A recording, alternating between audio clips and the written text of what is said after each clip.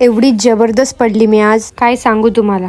पडली तर पडली, माझ्यासोबत ते ड्रावर पण उलट झालं आणि त्याच्यावरच पडली. म्हणतं बरं झालं कोणी बघितलं नाही. तेवढ्यात बाहेर बघते तर काय, ही माझ्यावर हसत होती. पण ती माझ्यावर मी पडली म्हणून नाही, तर माझं तोंड बघून हसत होती. बरं झालं दात बीत नाही तुटले काही. स्टार्टिंगला काही नाही वाटलं, पण अर्ध्या घंट्यानंतर एक पाय, एक घंट्यानंतर दुसरा पाय, आणि त्याच्यानंतर पूर्ण बॉडी पेन करायला लागली. टी शर्टवर लिहिलंय गुड थिंग्स आर कमिंग, पण सर्व बॅड बॅडच होते. हजमोला खायला घेतला, त्याचं पूर्ण प्लास्टिक निघून गेलं, पण ती पुडी फुटत नव्हती. ऐसा लगा गिरी तो गिरी, पर पुरी एनर्जी भी चली गई. बरं झालं मेन की माझे दोघं भाऊ घरी नव्हते, ते उज्जैनला गेले होते. नाही तर त्यांनी माझी एवढी उडवली असती, एक महिनाभर ते माझी उडवतच बसले असते. जितना दर्द गिरने का नहीं हुआ, उससे ज्यादा उडाने पर होता. लाईफ में कुछ भी हो जाए, पर काम करना पडता है. म्हणून माझं काम करून घेतलं. तेवढ्यात माझा भावाचा मित्र आला. त्याला म्हणतो 2 मिनिटं थांब, तुझी रोटी बनत आहे. तो सुद्धा मुंडे हलवून हा हा करू लागला. रोटी तर अशी बनवली होती की तिला रोटी म्हणू का रोटला म्हणू ते समजत नव्हतं. पण या गायने माझ्या रोटीचा खूप आनंद उचलला, त्यामुळे थँक्यू. लगताय गाय जापान की थी, म्हणून तिने सुद्धा मला शुक्रिया अदा केला.